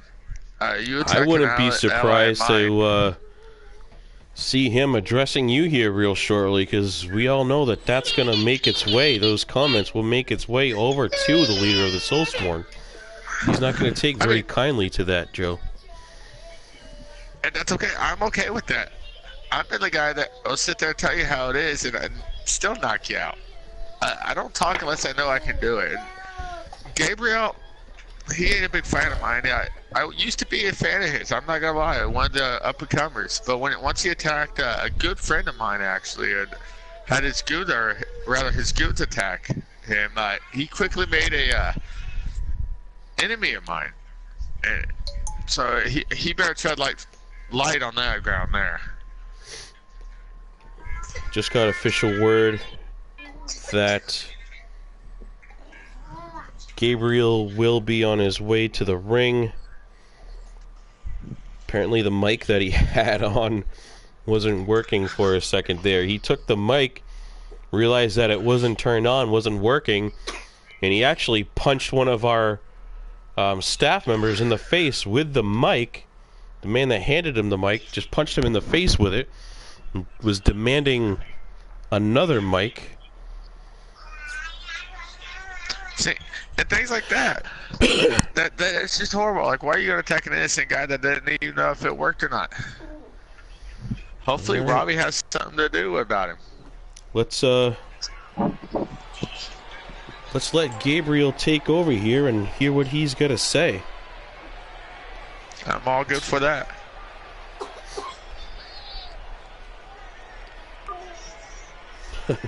Steps in there and hushes the crowd. Here he is, Gabriel Draven. Old Shields, last week you discovered what it means to be an enemy of the Soul Sworn. You have been marked. Until I lift it, my soldiers will never relent. Do you understand, Colt? It does not matter who you defeat. We are a unit. Defeating one of us means nothing. If one of us shall fall, another shall step into play. As you witnessed last week when you let your guard down and Eli was waiting. It does pain me you cannot be here tonight, Colt. But I promise you this. At No Way Out, there will be no interference. It will be one-on-one. You versus the physical manifestation of the Soul Sworn itself. The embodiment of all that we are. If you survive the nightmare I unleash upon you, if by some divine intervention you are victorious, then I swear by the holy decree of all the scripture of the Soul Sworn Order, your mark shall be lifted, and we shall leave you be. However, if you fall, then we will not relent. We will not stop hunting you until you are forced out of Forged in Pain. See you soon, Cold Shields. See you real soon. There was Gabriel Draven. Listening to that man talk sends shivers down my spine, ladies and gentlemen. I'm not huge on horror movies, things like that, spooky ghosts, witches, and this man just sends visions of all that and then some through my head. I don't know if Cold Shields will be quite as afraid as some others of us are of this man's words, but we'll see. It sounds like it's going to be one-on-one. Gabriel versus Colt Shields. as much as I know before I get ready to hop off here and get ready for my match, I don't think Colt's gonna back down. Colt will fight until there is nothing left of him, and you never know who will show up with the Soulsworn, because they're a bunch of sneaky guys. But yeah, I will tell you this: that if someone shows up from those Soulsworn guys, I can guarantee you that I'll be right down there at the side, right by Colt, joining that fight. Well, he may need you, but first of all, you've got some personal business of your own to work out here. Not only with Bobby Wade, but this man, your match coming up next, Lewis C., another longtime foe, and apparently I hear a friend at one point. At one point, yeah, he was. He's part of the underground. He's leader of the Underground Nation, which is a great group. Bobby Wade used to actually was one of the original members of it. Then after he left, they kind of just disappeared, and then they came calling to me, asking me if I wanted to join. And then once I seen that Lewis was trying to bury me, I quickly curb stomped Lewis's face right through the mat. And it's the same thing that will happen tonight. The curb stomp Messiah is back. And, huge words here from Joe Rivers. Looks like we're talking about Lewis C., and his music is actually striking up, Joe. So get down there and get warmed up. Time to turn your focus on what matters here, and that's tonight. All right, I gotta catch you guys after the match. Thank you for joining us here finally, Joe. Anytime that you're free, mic's always open for you. Here comes Lewis C. down to the ring.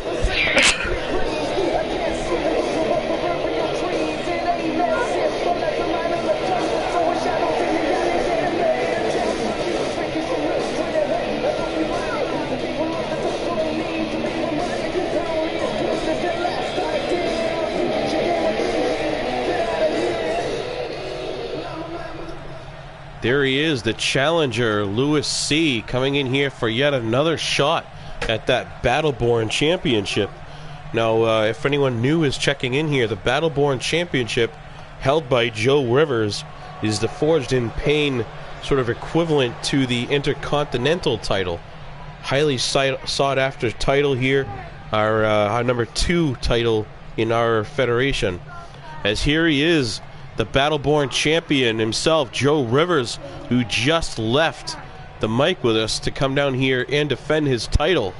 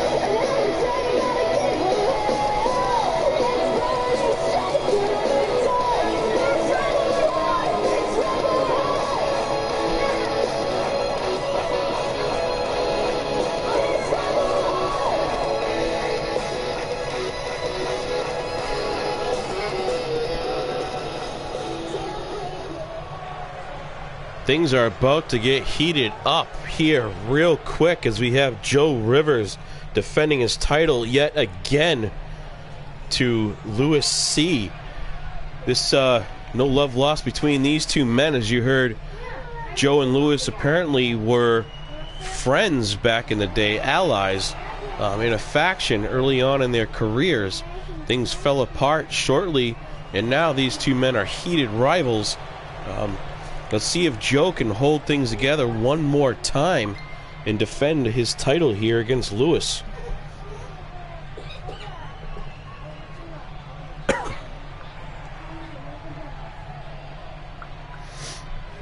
With everything that's been going on in Joe's life lately, with his feud here going with Bobby Wade and Tiffany, his wife, sort of stepping out on him and siding with Wade, he's somehow been able to overcome those odds and has been tearing his way through the roster, even defeating Louis C. last week.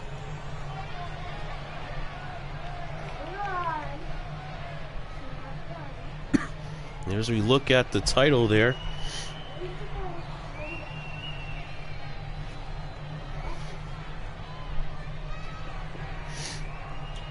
we may have another guest here coming online here near the end of the show.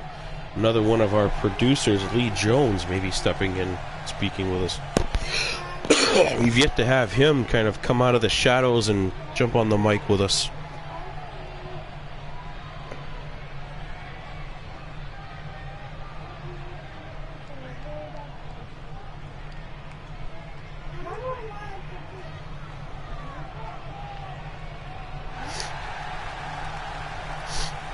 Joe holds that title high, the Battleborn title.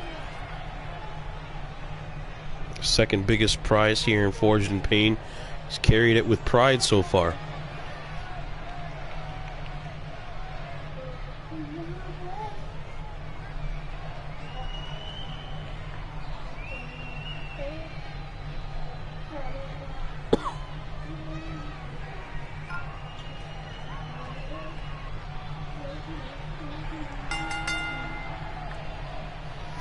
Kicking things off, Louis C. striking first. Little neck snap. Getting some offense going on early on here against Joe.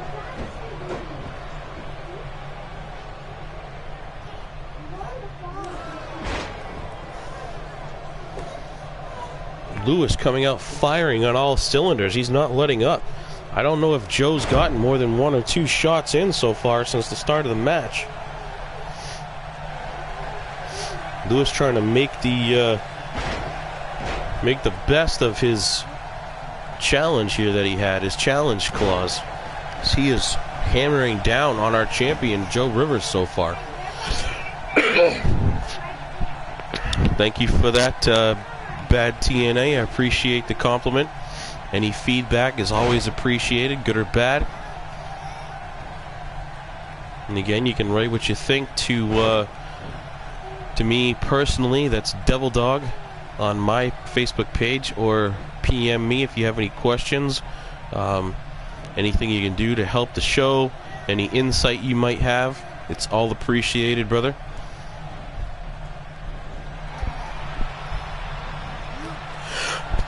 Joe Rivers trying to fight back. We have our champion sort of taunting Louis now after delivering a kick. He's got Louis in a front face lock. Comes up, spins him around into, I thought I was going to deliver that neck breaker that he does, but he sort of spun Louis around and planted his face right off of the knee. Right here, brother.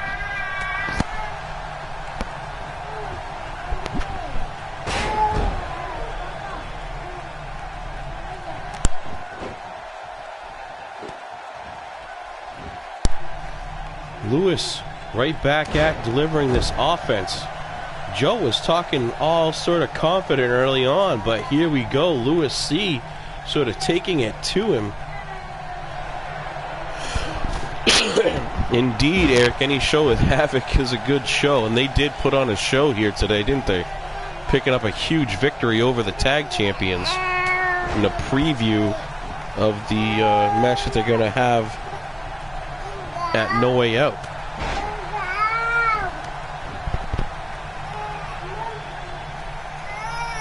Louis still here taking it to Joe Rivers. dropping elbows. He's taking out his legs. He's coming up with not many big shots at this point, but he's definitely trying to wear Rivers down. He's got Rivers up on the top turnbuckle. Rivers able to fight out of that. He's coming up with some top rope offense. No, Lewis caught him in midair. Looked like Joe was coming for a top rope clothesline, and Lewis caught him midair. The champion struggling here early on. Lewis C can taste that title. He's picked up gold everywhere he's gone, and he's trying to do the same here at FIP. Oh, a diving code breaker. That could turn the tables real quick. Definitely a huge counter right there.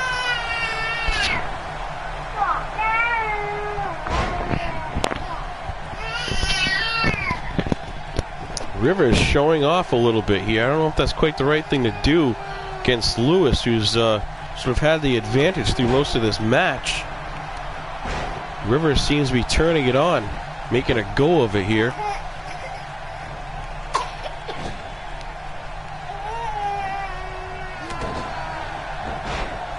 He's got some momentum coming back in his favor, taking it to Lewis C now.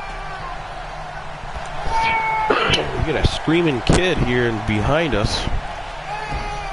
Lewis delivers an RKO right there. I think that's what he calls his C shot. Instead of putting Rivers away, he decides to come back and lift him right back up and do some more damage to Rivers, apparently. Rivers back up on that turnbuckle again. It didn't turn out so well for Lewis last time. What's he gonna do here? They're going way up. Lewis from the middle ropes delivers a suplex. Now, I don't know what just happened there. Lewis appeared to jump on the middle rope and then jump right back down. Almost picks up a win here. Would have been a hell of a surprise early win, but with Lewis C, I honestly wouldn't have been too surprised by that. Lewis swings and misses, trying for a strike. Rivers trying to get some offense going again, but Lewis just relentless here tonight.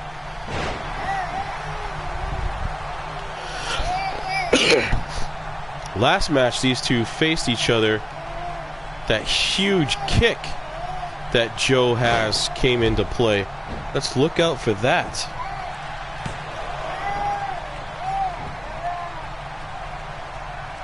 You do extra space. I'm not sure what that means, Bad TNA, but you can explain that one a little bit more. I can answer you better.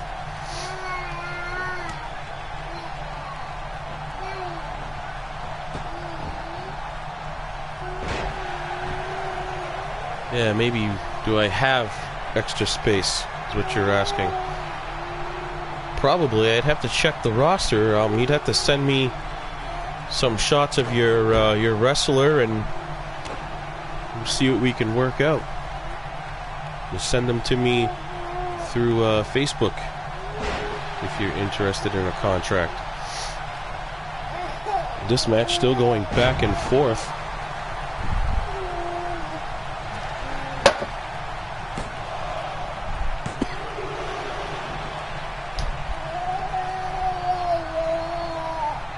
Tatum, did you find her bottle? Look out in the damn kitchen. I can't do shit. I'm trying to run this here, so you're gonna have to help me for a minute. Because you gotta stop her from screaming.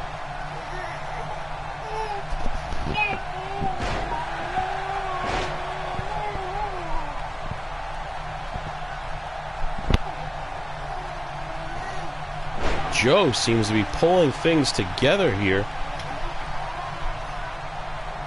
Standing him up.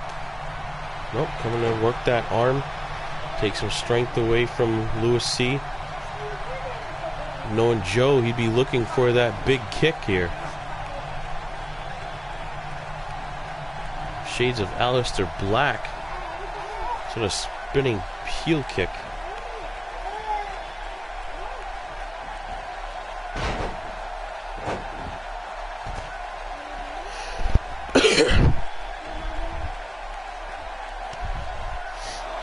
Match coming out here to no man's land. That unforgiving, unpadded steel floor we have surrounding our ring.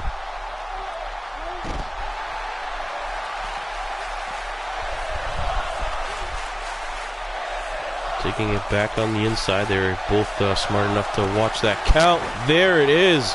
There's that spinning kick that we talked about. Lewis somehow kicks out of that one.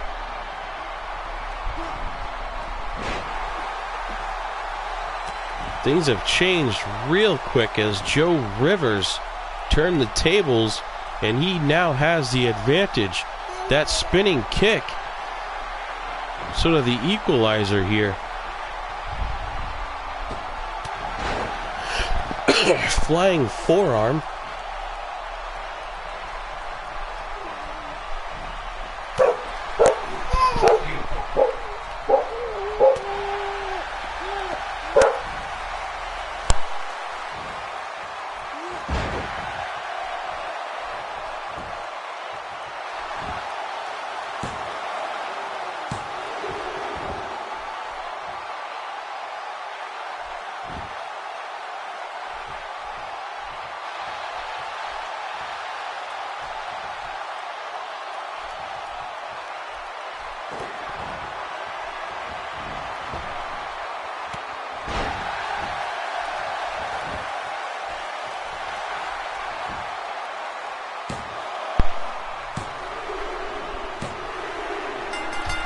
Joe Rivers, huge upset, comes up, kicks the fucking living hell out of Lewis C. Somehow managed to pick up the win. Fights back after taking a huge ass whooping early on. What's he doing? Joe is stepping out of the ring. He comes back in. He is now stomping Lewis down. You already won the match, Joe. He retains his title, but yet comes in and decides to stomp on Lewis after. Somehow, against all odds, Joe Rivers retains his title. So he will be bringing his title into the match.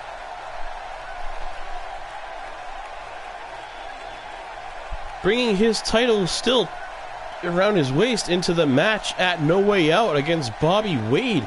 We could have our very first double champion if Joe Rivers holds on and wins the match at No Way Out against Bobby Wade. He will have both our major titles at the same time.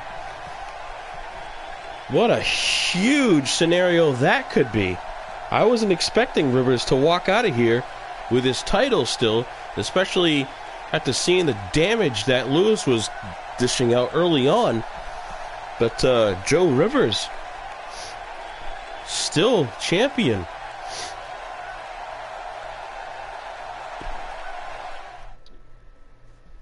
Thank you everyone for joining tonight. I appreciate it. Just over the 2-hour mark. Stay tuned for the next show. The next show will be the Forged in Pain pay-per-view, No Way Out. That's mostly going to be, just like it sounds, cage matches and Hell in a Cell style matches. So stay tuned for that. Read the storyboards on our Facebook page, our group page, Forged in Pain group. It's actually called Forged in Pain Battleground. Look that up. Jump on that page, get through and read our storylines. It's sort of set in a storybook or storyboard spreadsheet, if you will, style. And thank you all for joining. Have a good night.